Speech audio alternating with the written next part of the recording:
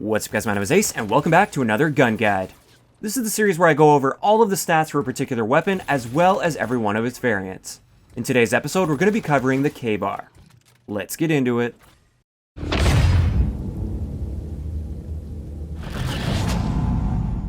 Alright guys, so let's hop right into the stats of the base gun here. We have a damage profile of 30, 23, 19, meaning it's going to be a 4, 5, and 6 shot kill assault rifle. It's one of the few assault rifles that has 3 different damage ranges. As for our rate of fire, it's 731 rounds per minute, which is quite fast for an assault rifle, and therefore our time to kill up close within the 4-shot kill range is going to be 246 milliseconds, which is quite fast for an assault rifle. That's among some of the best. Within the 5-shot kill range, it's 328 milliseconds, which starts to become more around average for an assault rifle, maybe a little bit below average. And then finally, in the 6-shot kill range, it's 410 milliseconds, which is quite slow for an assault rifle. Our aim down sight time is standard at 250 milliseconds. Sprint out time is 150 milliseconds, which is also standard for everything in the game. Our reload add time, which is the time it takes for the rounds to actually appear in the magazine and be ready to use without that extra animation at the end, is 1.69 seconds, which is a little bit on the slower side. It's not super fast by any means, but it's also not absolutely terrible. Movement speed, standard for assault rifles at 94%. Our magazine capacity is actually a little bit better than a lot of the assault rifles at 36 rounds, and our total starting ammo, including the magazine that's in your gun when you spawn, is 108 rounds. Getting into our range values here for the KBAR, our 4-shot kill range is about 23 meters, which is pretty respectable. It's not too terrible. You can easily keep yourself within that damage range. Then our 5-shot kill range extends to about 33 meters. And then finally, after 33 meters, we're going to be dealing a 6-shot kill. So this gun is definitely not one of those guns you want to be picking people off across the map with. It's more of that close to somewhat mid-range assault rifle. Just in case you're interested, suppressor reduces both of your ranges by 25%, and long barrel will increase your ranges by 20%. If you combine suppressor and long barrel, it will give you a net 10% reduction to your ranges. Getting into our headshot multipliers, we've got a standard assault rifle headshot multiplier at 1.1, which means our headshot damage profile is 33, 25, 20. Now technically what this means is within the standard 5-shot kill range, you can kill in 4 shots, but every one of those 4 shots has to be a headshot, which isn't really practical. And the same sort of thing goes with the 6-shot kill range. The base 6-shot kill range, if you can hit all 5 shots in the head within the 6-shot kill range, it's going to be a 5-shot kill. Like I said though, this isn't really practical, and therefore I would say headshots on the KBAR without hollow point are essentially useless. Once we add hollow point, it takes our headshot multiplier up to a 1.35, which takes our headshot damage profile to a 40, 31, 25. And what this means is just one headshot mixed in with any of your other shots will reduce the number of shots it takes to kill by 1. So within the 4-shot kill range, if you put 2 shots to the body, 1 shot to the head, you'll get a kill. So it's now a 3-shot kill as long as you mix in 1 headshot. And it follows suit with every single one of the ranges. This means that hollow point is an excellent choice on the KBAR. Getting into our hipfire spread, the KBAR actually has best-in-class hipfire. It's better than all of the other assault rifles by a noticeable amount, as you can see here. Getting into recoil, this is where the KBAR starts to fall down a little bit more in comparison to some of the other assault rifles. It's got quite a bit of recoil, and it's a lot of like random, unpredictable recoil, and it tends to kick horizontally a decent amount. This is another reason why the KBAR is not a solid gun for longer range engagements. You want to keep your gunfights up close and personal, or else you're not going to be able to stay on target very well. One final thing to mention with the KBAR is its idle sway. Once again, just like with the R3K, it kicks in quite quickly after you aim down sight. Whereas something like the NV4, for instance, takes a little while for that idle sway to kick in. This means that this gun is much better at snapping onto target and getting your shots off quickly, and it's not really well suited to pre-aiming things. So those are all the stats for the base KBAR. Now let's start getting into the variants. And first off, we have the common variant called the Haste. This one just gives you readiness, which allows you to reload faster when your magazine is completely empty, and it will stack with dexterity. We've seen this weapon perk in the past. What this does is as long as your magazine is completely emptied, it will allow you to reload 40% faster, which is a pretty considerable amount, but keep in mind, like I've said before, how often are you really running your magazine completely dry before having to reload? For most people, it's not going to be very often at all. Moving on to the first rare variant of the KBAR, we have the Radiant. This one gives you head rush and focus. With head rush, headshot kills grant a small bonus to your payload meter. I did some testing on this, and it seems to give you the same amount of reduction as 100 score would. So therefore, in Team Deathmatch, for instance, a standard kill is going to be 100 score, and it'll reduce your charge time by 5 seconds.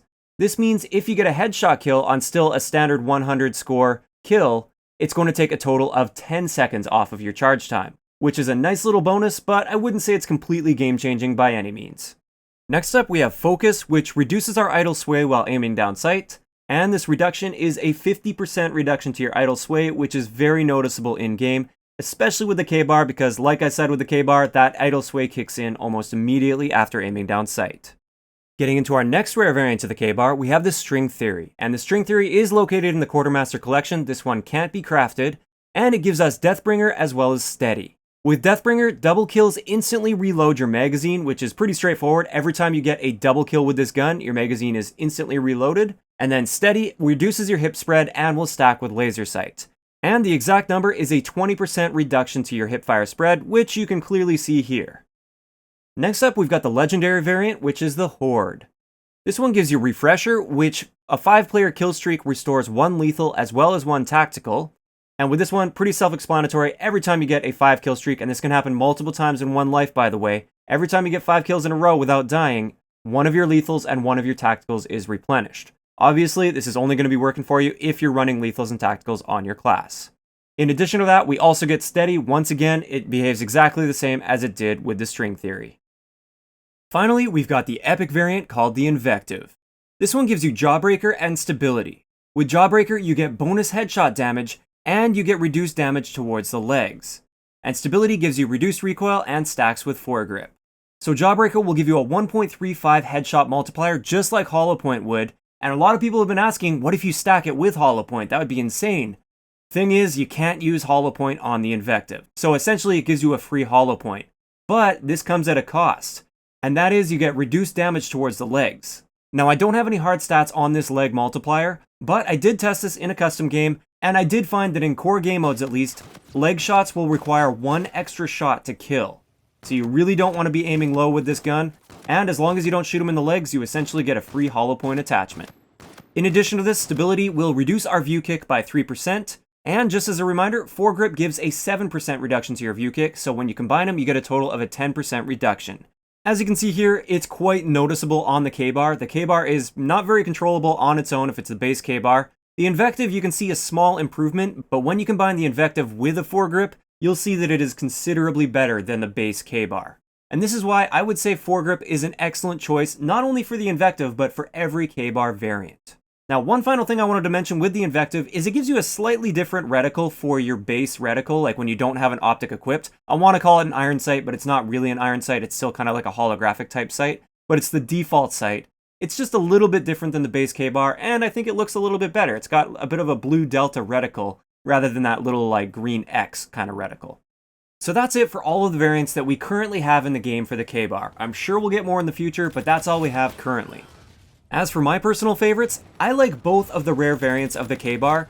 The Radiant I really like mainly because it gives you the focus weapon perk, so it reduces that idle sway, and I think that's very important on the KBAR, and I really do like that. I feel it is very noticeable in game. And the String Theory, I just like that idea of getting those double kills and having your magazine reloaded instantly. It's really, really helpful.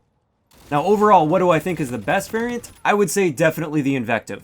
This is the first gun so far that I've covered where the epic variant is like clearly the best variant, at least in my opinion. Having that free hollow point attachment on there is excellent, plus I don't really find myself shooting people in the legs very often, so it's really not that big of a deal in my mind. And also that stability helps quite a bit with the KBAR, especially when you stack that with a foregrip. So this is why I feel like the Invective is actually a worthwhile epic variant, and it's definitely up there on my list for epic variants to potentially spend some salvage on. I would say if you're looking to spend some salvage and you like the base KBAR, investing your salvage in the Invective is probably a decent choice. Now finally, I just wanted to go over my preferred attachments on the KBAR because people have been asking about that. First up, I never run an optic on it because I like the base sights that it comes with. Second, quick draw is always a must-have for me on all of my assault rifles, so that's always going to be there. And then for my other attachments, I tend to mix and match Faraday Slug, especially if I'm going for headshots. Faraday Slug is great for the KBAR because it works at every damage range. Foregrip is excellent just because the KBAR has quite a bit of unpredictable recoil, and it's nice to keep that a little bit more under control. Stock is great for tactical TDM. I don't typically use stock on the KBAR though in most other modes, basically just in tactical team deathmatch. Suppressor is something that I pop on sometimes if I want to play more of that flanking type playstyle. And then finally, extended mags I think is just an excellent choice on the KBAR due to its higher rate of fire. So that's going to wrap it up for today's gun guide. I'd like to know in the comment section below, which is your favorite variant to use for the KBAR? If you guys have missed any of my previous gun guides, I will leave a link in the description below to the playlist, so you can click down there and go check them out. If you enjoyed the video, a like rating is always appreciated, and don't forget to subscribe for more if you haven't already. I'll talk to you guys next time.